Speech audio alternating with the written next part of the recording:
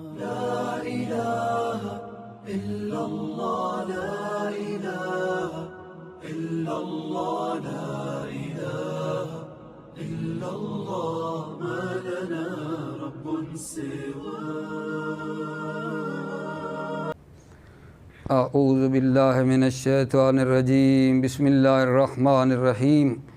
توکلت علی الحی الذی لا یموت افوض امری الی اللہ ان اللہ بصیر بالعباد وما توفیقی الا باللہ. بسم اللہ الرحمن الرحیم. وَإِنْ كَانَ الْفَاعِلُ مُؤَنَّثًا حَقِيقِيًّا وَهُوَ مَا يُوجَدُ بِإِضَافَةِ ذَكَرٌ مِنَ الْحَيْوَانَاتِ اُنِّثَ الْفِعْلُ أَبَدًا. بحث جو ہے ہماری عزیز و مرفوعات کے بارے میں چل رہی تھی. عرض کیا تھا کہ مرفوعات کی 8 قسمیں ہیں. ان میں پہلا فاعل ہے.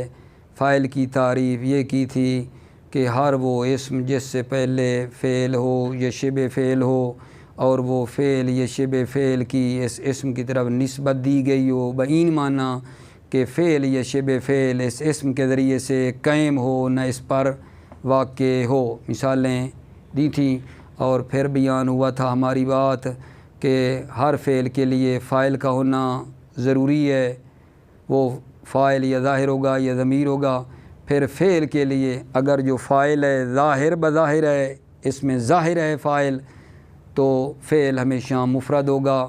چاہے فاعل تثنیہ ہو جمع ہو، فعل ہمیشہ مفرد ہوگا. اگر فاعل ضمیر ہو تو بتایا تھا یعنی فعل جو ہے وہ فاعل کے مطابق آئے گا. اگر فاعل مفرد کی ضمیر ہے تو فعل مفرد، فاعل تثنیہ کی ضمیر فعل تثنیہ، فاعل جمع کی ضمیر فعل جمع ہوگا. اور اس سے آج کی بحث یہاں سے شروع ہو رہی ہے کہ اگر فاعل کی بات ہے نا، اگر فاعل مؤنث حقیقی ہو، اگر فاعل مؤنث حقیقی ہو تو فعل ہمیشہ مؤنث ہوگا. اُنِّثَ الْفِعْلُ أَبَدًا. فعل ہمیشہ مؤنث ہوگا. مؤنث حقیقی کسے کہتے ہیں؟ مؤنث حقیقی اسے کہتے ہیں بھائیو جس کے مقابلے میں کوئی حیوان مذکر ہو. ٹھیک ہے، اسے کہتے ہیں مؤنث حقیقی. ٹھیک ہے، جس کے مقابلے میں کوئی حیوان مذکر ہو. بعض کتابوں میں تعبیر آئی ہے، ٹھیک ہے، کہ جس کی معذرت چاہتا ہوں جس کی شرمگاہ ہو. ٹھیک ہے، یہ جس کے مقابلے میں کوئی حیوان مذکر ہو، یعنی خلاصہ جوڑا جو شادی کرتے ہیں، مثلا شادی کا لفظ پتہ نہیں کس حد تک ہے، یعنی ایک دوسرے کے ساتھ، ٹھیک ہے، جو مطلب ہے ازدواج کا سلسلہ ہے وہ ہو سکتا ہے. ٹھیک ہے، جس کی لیے مطلب ہے کوئی حیوان مذکر مقابلے میں ہو. مرد کے لیے آتی ہے عورت، اونٹنی کے لیے آتا ہے اونٹ، گھوڑی کے لیے گھوڑا. صحیح ہے، سمجھ گئے ہوں گے میری بات کو. ٹھیک ہے، کہیں الفاظ میں الٹا پلٹی بات ہو تو مطلب یہی ہے. ٹھیک ہے، یہ نہیں انشاءاللہ. تو وہ کیا ہے جان کہ مؤنث حقیقی اسے کہتے ہیں کہ جس کے مقابلے میں کوئی حیوان مذکر ہو. ٹھیک ہے، تو اگر فاعل مؤنث حقیقی ہو تو اس کا جو فعل ہے نا وہ مؤنث ہوگا. البتہ شرط ہے کہ اس فعل میں اور فاعل جو مؤنث حقیقی ہے اس کے درمیان فاصلہ نہ ہو. عزیزو، فعل اور مؤنث حقیقی والے فاعل کے درمیان فاصلہ نہ ہو تو پھر یہ فعل ہمیشہ مؤنث ہوگا. جیسے جناب قامت ہندون، قامت ہندون مؤنث حقیقی ہے اور اس کا جو پیچھے فعل ہے وہ کیا آگا جی ہے؟ مؤنث آیا ہے. علامت تانیث پائی جاتی ہے قامت ہندون. اچھا، اگلی بات آگا جان، اگر فعل اور فاعل جو مؤنث حقیقی ہے اگر اس کے درمیان فاصلہ آ جائے تو پھر فعل کو مذکر لانا بھی جائز ہے اور فعل کو مؤنث لانا بھی جائز ہے. اگر فاعل مؤنث حقیقی ہو تو فعل کیا ہوگا آگا جان؟ مؤنث ہوگا. لیکن شرط بتائیے فعل فاعل کے درمیان فاصلہ نہ ہو. لیکن اگر فعل اور فاعل جو مؤنث حقیقی ہے اس کے درمیان فاصلہ ہو تو پھر فعل کو مذکر بھی لا سکتے ہیں، فعل کو مؤنث بھی لا سکتے ہیں۔ جیسے جناب علی مثلاً میں عرض کر دوں ضرب الیوم ہندن، ہند اور ضربہ کے درمیان الیوم کا فاصلہ ہے، یا میں یہ بھی کہہ سکتا ہوں ضربت الیوم ہندن، یوم کا فاصلہ ہے ضربت اور ہند کے درمیان، تو خلاصہ مؤنث حقیقی جو ہند ہے اور فعل جو ضربہ ہے اس کے درمیان یوم کا فاصلہ آ گیا ہے، تو فعل کو مذکر بھی لا سکتے ہیں، فعل کو مؤنث بھی لا سکتے ہیں۔ اور اسی طرح میرے عزیزو اگر فاعل مؤنث غیر حقیقی ہو، مؤنث غیر حقیقی کسے کہتے ہیں؟ جس کے مقابلے میں کوئی حیوان مذکر نہ ہو، اسے مؤنث غیر حقیقی کہتے ہیں۔ مؤنث حقیقی غیر حقیقی کسے کہتے ہیں؟ جس کے مقابلے میں کوئی حیوان مذکر نہ ہو، ٹھیک ہے؟ جیسے مثلا شمس ہے، ٹھیک ہے، شمس مؤنث ہے، اس کے مقابلے میں کون مذکر ہے؟ اس کے مقابلے میں تو کوئی مذکر نہیں ہے، صحیح ہے؟ تو یہ شمس کیا مؤنث غیر حقیقی ہے۔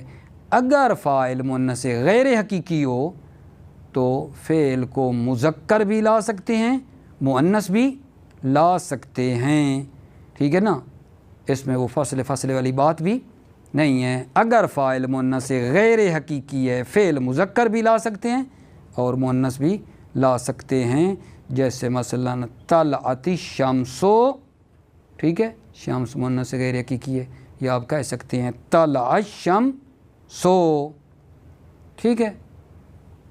نقطہ فرماتے یہ جو ہم نے کہا مؤنث غیر حقیقی میں فعل کو مذکر بھی لا سکتے ہیں اور مؤنث بھی لا سکتے ہیں، ھذا اذا کان الفعل مقدما علی الفاعل، یہ مطلب وہاں ہے عزیزو جب فعل فاعل پر مقدم ہو۔ مؤنث اگر فاعل مؤنث غیر حقیقی ہو، بات بھول تو نہیں گئے، فعل کو مذکر بھی لا سکتے ہیں، مؤنث بھی لا سکتے ہیں۔ طلعت الشمس، طلع الشمس، یہ جو بات کی ہے نا، یہ وہاں ہے جہاں فعل پہلے ہو، فاعل سے فعل پہلے ہو۔ طلعت الشمس، شمس سے پہلے طلعت ہو، یا طلع الشمس یعنی شمس جو فاعل ہے اس سے پہلے طلع فعل ہو۔ اگر فاعل سے پہلے فعل ہو، ٹھیک ہے، یہ وہاں ہے کہ فعل کو مذکر بھی لا سکتے ہیں، مؤنث بھی لا سکتے ہیں جو بات کی ہے۔ اور فرماتے ہیں آغا جان اما اذا کان متأخرا انس الفعل، اما اذا کان متأخرا، بڑی لطفاً توجہ فرمانا، لیکن اما اذا کان متأخرا، اما لیکن جب فعل متأخر ہو فاعل سے، یعنی کیا؟ یعنی فعل بعد میں چلا جائے اور وہ جو فاعل ہے وہ پہلے ہو۔ اگر تھوڑا اور دقیق جائیں تو یعنی کیا؟ فعل بعد میں ہو اور مرجع فاعل پہلے ہو، کیونکہ فاعل تو مطلب یہ ہے نا ضمیر ہوگا نا، فعل کے اندر ضمیر ہوگا، ٹھیک ہے، جو کہ پلٹ کر کیا ہے آگا جان اس کی طرف جائے گا جو مرجع فاعل ہے۔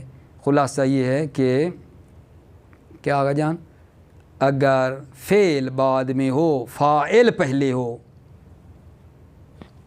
فعل بعد میں ہو فاعل پہلے ہو تو فعل ہمیشہ مؤنث ہوگا۔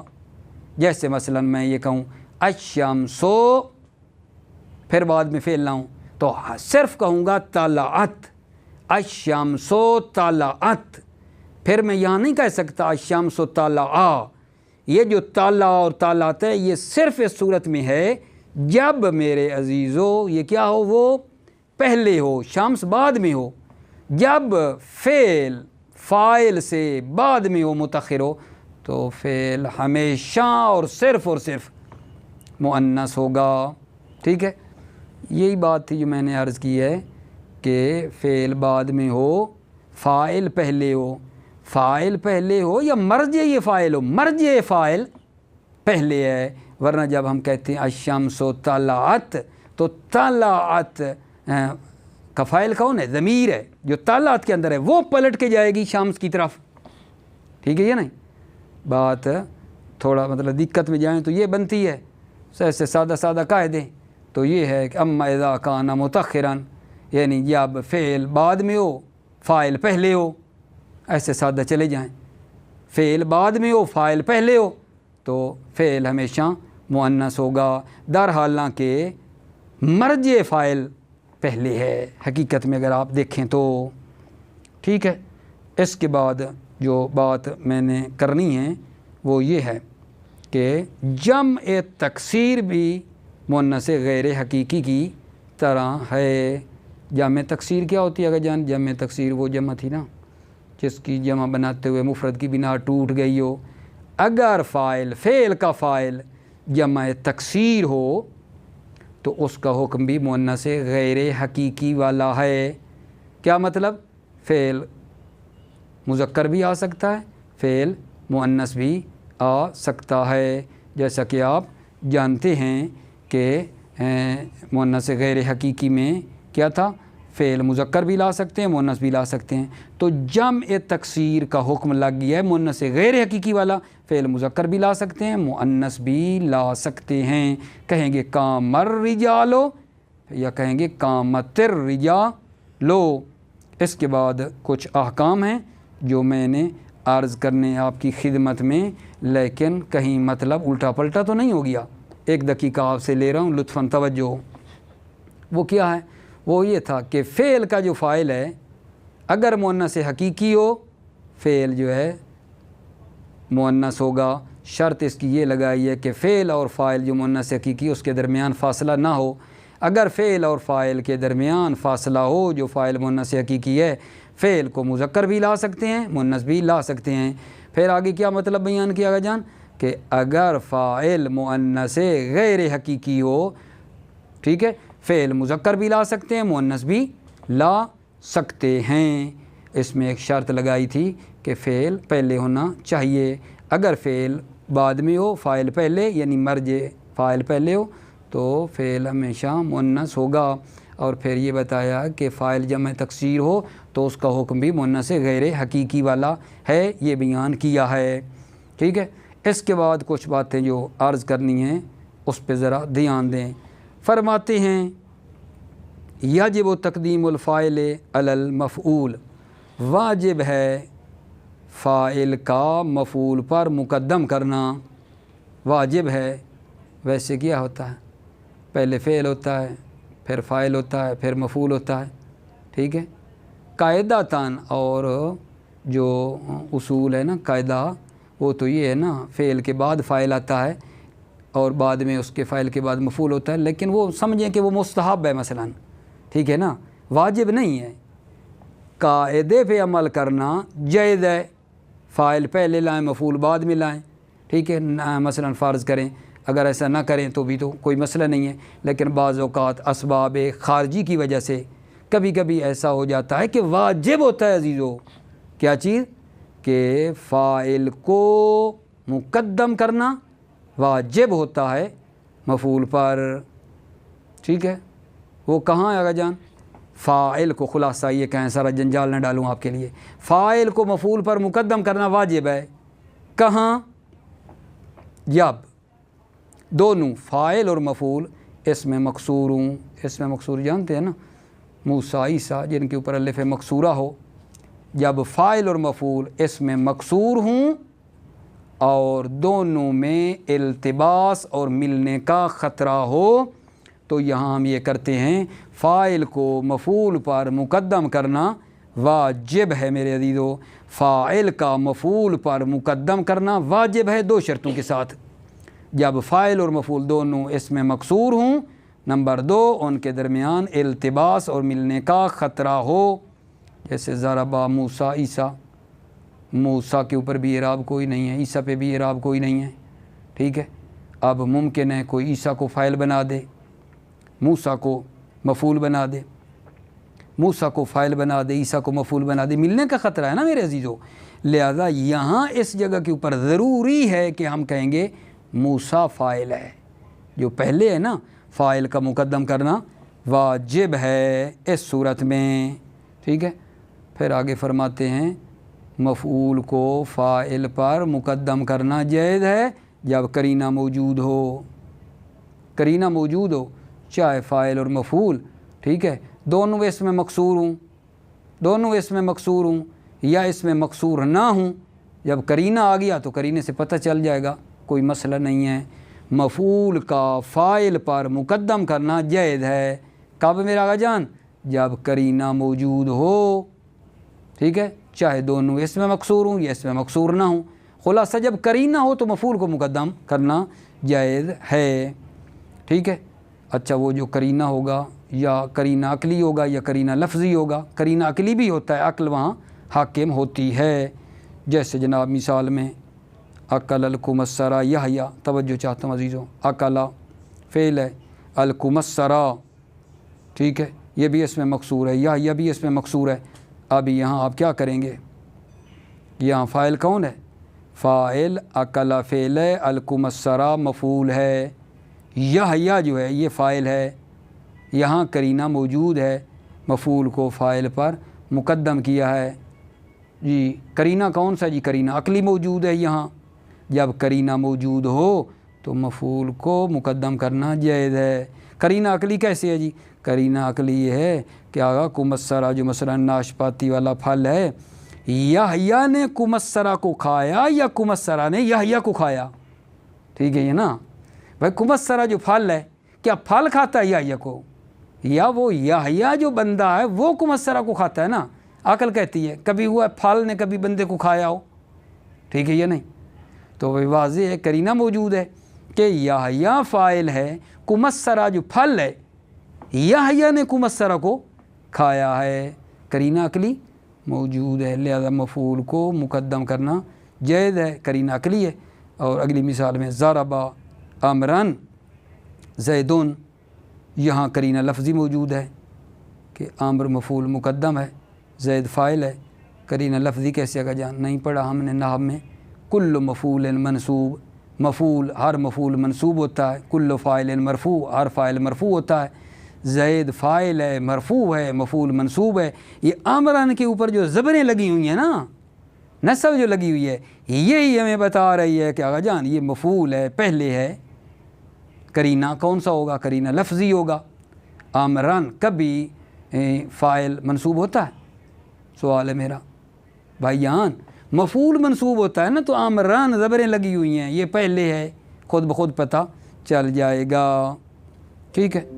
اسی طرح جو مطلب بعدی ہے وہ یہ ہے، ٹھیک ہے، کہ فعل کا حذف کرنا بھی جائز ہے جب قرینہ موجود ہو، تو فعل کا حذف کرنا بھی جائز ہے، جیسے مثلا جی من ضربا، کوئی آئے اور کہے من ضربا، کس نے مارا؟ کس نے مارا؟ جواب میں کہا جائے زیدون، تو یہاں عزیزو قرینہ سوال سے من ضربا کس نے مارا، یہ قرینہ لفظی موجود ہے سوال سے کہ بات کس کی؟ ضربا کی، ضرب کی ہو رہی ہے، تو من ضربا جو کہے کس نے مارا، آگے کہیں زیدون، تو کیا مطلب ہے؟ یعنی مطلب ہے ضربا زیدون، زید نے مارا، جس چیز کے بارے میں پوچھا گیا ہے وہ مارنے کے بارے میں ہے، تو وہ بات بھی اسی کے بارے میں ہے، یعنی زید، یعنی ضربا زیدون جائز ہے۔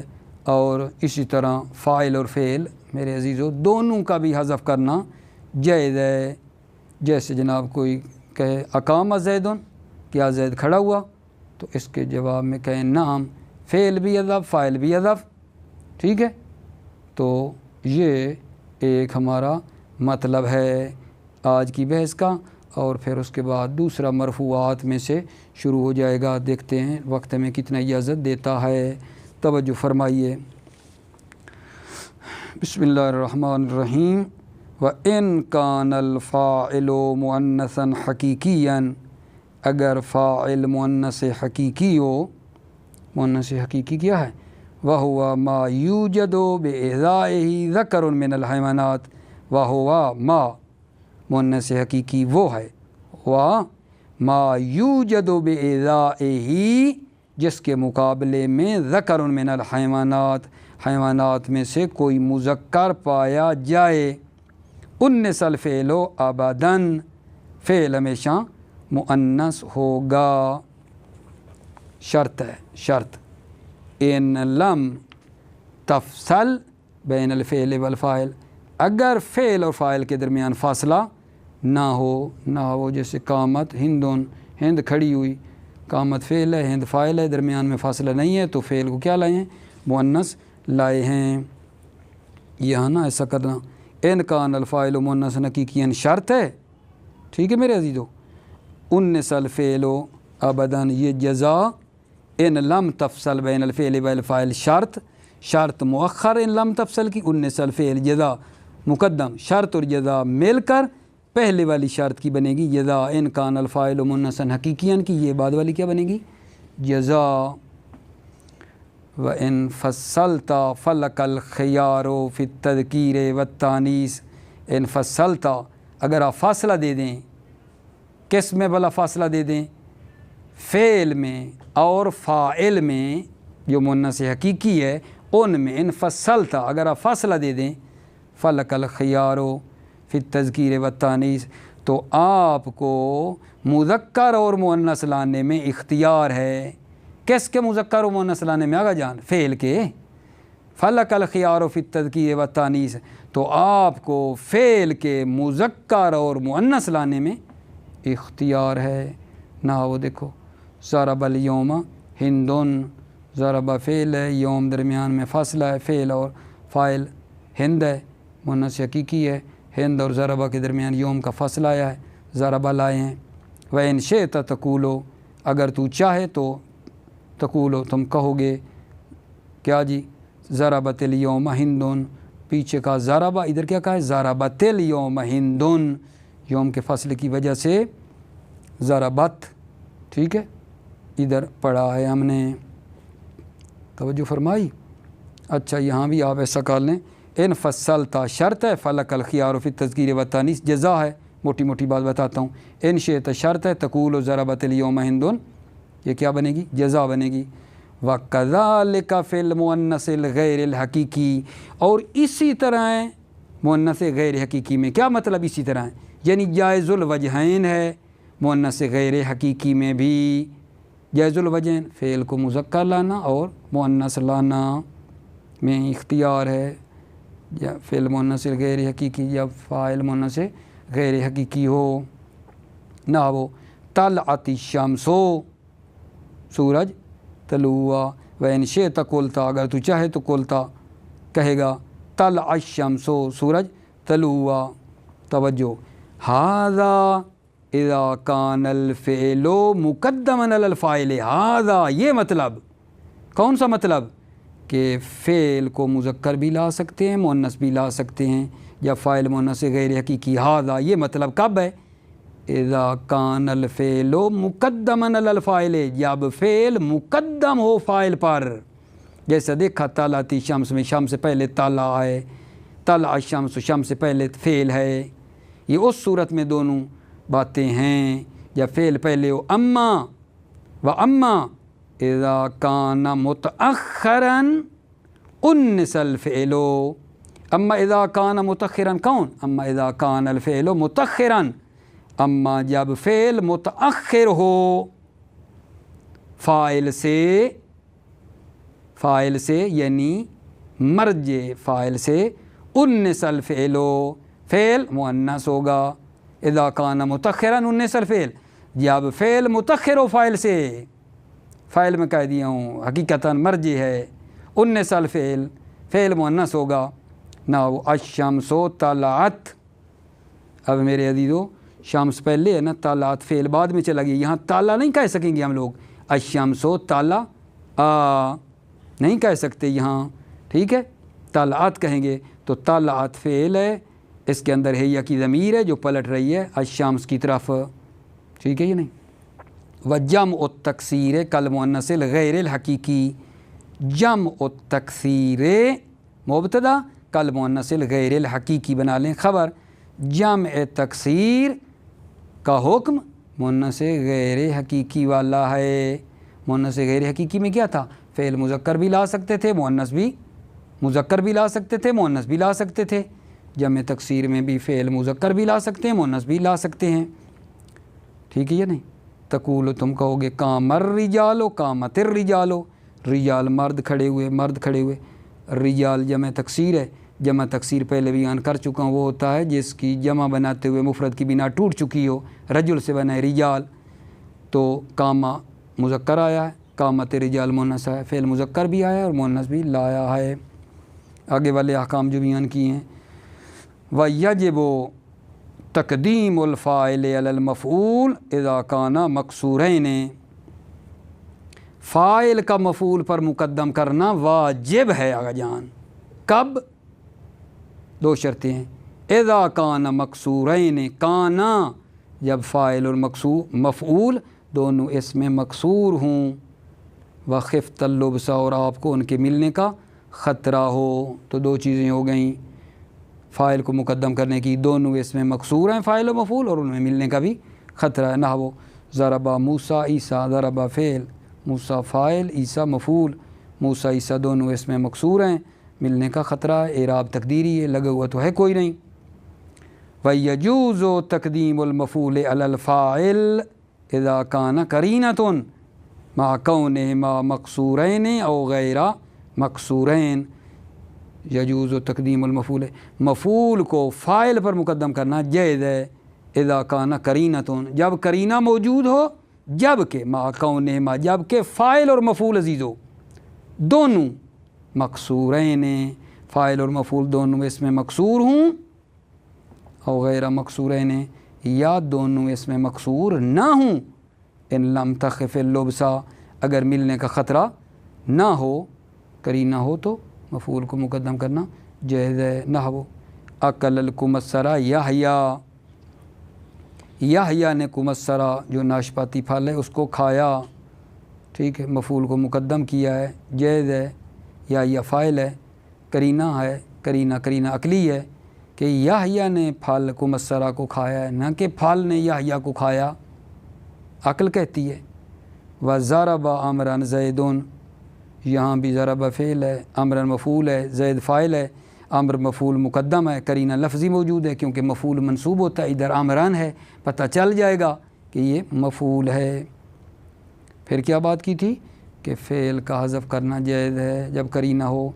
وَيَجُوزُ حَذْفُ الْفِعْلِ، ٹھیک ہے، حَيْثُ كَانَتْ قَرِينَةٌ، فعل کا حذف کرنا جائز ہے جب قرینہ موجود ہو۔ نحو زیدٌ فی جواب من قالا، من ضربا، اس شخص کے جواب میں جو کہے من ضربا، کس نے مارا، اس کے جواب میں کہیں زیدن، تو کیا مطلب ہے؟ یعنی ضربا زیدن، فعل کو حذف کرنا جائز ہے، قرینہ موجود ہے، قرینہ یہی لفظی من ضربا سوال سے معلوم ہے کہ بات جو ضربا کی ہوئی ہے۔ وَقَضَا حَذْفُ فاعل والفعل مان، اسی طرح فاعل اور فعل دونوں کا حذف کرنا جائز ہے۔